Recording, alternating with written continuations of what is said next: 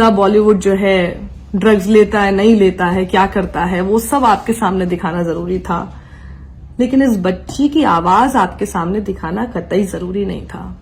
ना हमारी इस दिल्ली की मीडिया के लिए, ना सरकार के लिए, और सरकार ने पूरी कोशिश की उसको दबाने की।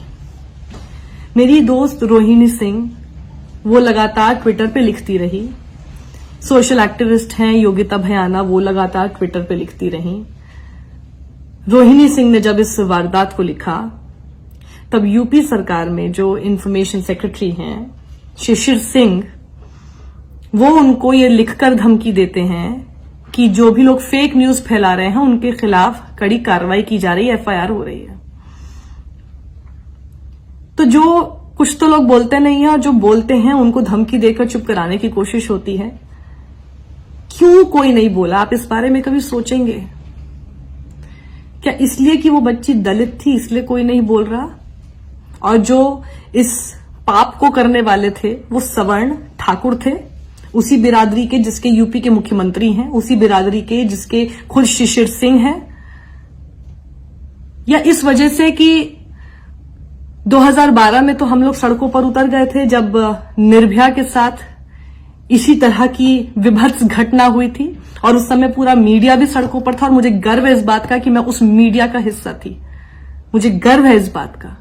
लेकिन क्या इस वजह से आज आप नहीं बोलेंगे क्योंकि तब तो मनमोहन सिंह की सरकार थी, लेकिन आज मोदी योगी की सरकार है? या वाकई ये जरूरी है कि आप चाहते हैं देखना कि दीपिका गोवा में है और उसकी गाड़ी का कलर कौन सा है, या फिर यूपी में एक दलित लड़की के साथ इतनी बेरहम तरीके से उसका बलात्कार हो जाता है, उस घटना को आप नहीं देखना चाहते? उस घटना के बारे में आप नहीं जानना चाहते? हमारी एक बच्ची, हमारे बीच की बच्ची तड़पती रही 14 सितंबर से लेकर 29 सितंबर तक, जब आखिरकार उसने दम तोड़ दिया। हमारे देश को इस बारे में पता ही नहीं चलता है, हमें इस बारे में पता नहीं चलता है, क्योंकि हमारे देश में जिसने बताने का जिम्मा उठा रखा है वो हमें बॉलीवुड का ड्रग्स दिखा रहा है। आप इस बारे में सोचिए ये क्यों हो रहा है? कब बोलेंगे हम? बहुत हो गया। हम लोग, मैं भी कुछ शायद एक दो वीडियो बना दूंगी, हम लोग कुछ ट्वीट कर देंगे। अभी मैं इसके लिए सिर्फ सरकार को दोषी नहीं बता रही हूं, मैं अपने आप को भी इसमें पूरी तरह से दोषी मानती हूं। मैं भी कुछ नहीं कर पाई ना। आप भी अपने आप को दोषी मानेंगे? कब मानना शुरू करेंगे खुद को दोषी? कब तक हम लोग हर चीज को सरकार के ऊपर डाल देंगे? कब तक हम लोग हर चीज के लिए यही बोलते रहेंगे कि देखिए ये खबर नहीं दिखाई, उसके बाद हम लोग सब भूल जाएंगे, उसके बाद हमें कोई मतलब नहीं रहेगा, फिर आइए टीवी ऑन करते, आइए देखते दीपिका के साथ क्या हो रहा है। इससे आगे बढ़िए, थोड़ा बहिष्कार करना सीखिए उस मीडिया का, उन सभी लोगों का, उस हर ताकत का जिसने इस पूरी खबर को दबाने की कोशिश की, उनका बहिष्कार कीजिए आप। हमें बहिष्कार अब करना होगा। कितनी ऐसी बच्चियां इस तरह से मरेंगी? उस बच्ची की जीभ काट दी गई, उसकी रीढ़ तोड़ दी गई। क्या उसी तरह से हमारी दिल्ली की मीडिया की भी जीभ काट दी गई है और उसकी रीढ़ तोड़ दी गई है? तो आप जिम्मा उठाइए ना, मैं जिम्मा उठाती हूं ना। हमको किसने रोका है? कब तक हम लोग इसी तरह से बैठे रहेंगे और हम लोग सिर्फ इसी बात का शुक्र मनाते रहेंगे कि हमारे साथ ऐसा कुछ नहीं हुआ?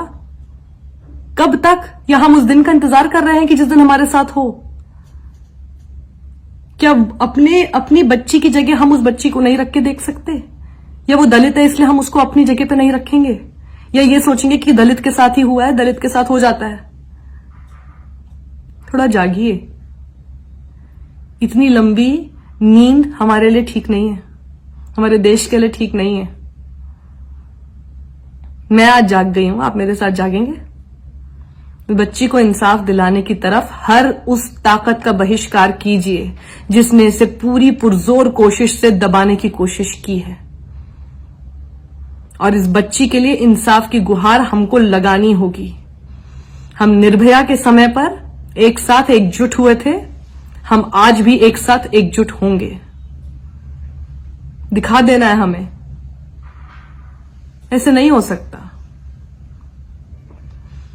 बड़ी बड़ी बातें आप करते हैं, लेकिन अगर बच्ची की तरफ कोई आंख उठाकर भी देखता है और उसकी आवाज को आप और बुलंद करते हैं, उस आरोपी की आवाज को आप बुलंद करते हैं, लेकिन जब उसके साथ कुछ गलत हो जाता है तो उस खबर को दबाने की आप पूरी कोशिश करते हैं, तो अब ये नहीं चलेगा।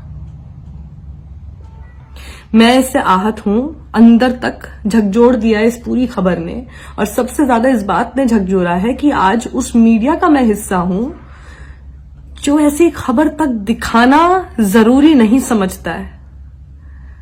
क्या हो गया है, क्या हो गया हमारे समाज को? हम ही ने किया है ना, अब इस समाज से हमको ही निकालना होगा।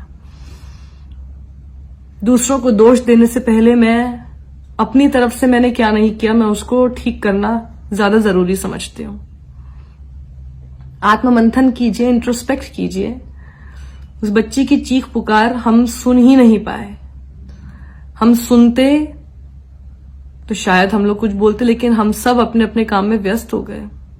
हम सब इस बात में व्यस्त हो गए कि देखते हैं टीवी पर क्या चल रहा है। जिसने नहीं भी देखा वो अपने काम में व्यस्त हो गया, और 15 दिन तक वो लड़की रीढ़ की हड्डी तुड़वाकर, अपनी जीभ कटवाकर, इसीलिए उसकी जीभ काटी ना कि वो कुछ बोल ना सके। हमारी जीभ किसने काटी है? आपकी जीभ किसने काटी है? और कोई काट दे आपकी जीभ, उसका इंतजार कर रहे हैं क्या? थोड़ा साथ आइए, कुछ कीजिए। बहुत हो गया है, और अपनी बच्ची की जगह पर उस बच्ची को बस एक बार रखकर देख लीजिए। उसकी चीख की आवाज कैसी होगी ना, उसका अंदाजा आपको खुद हो जाएगा।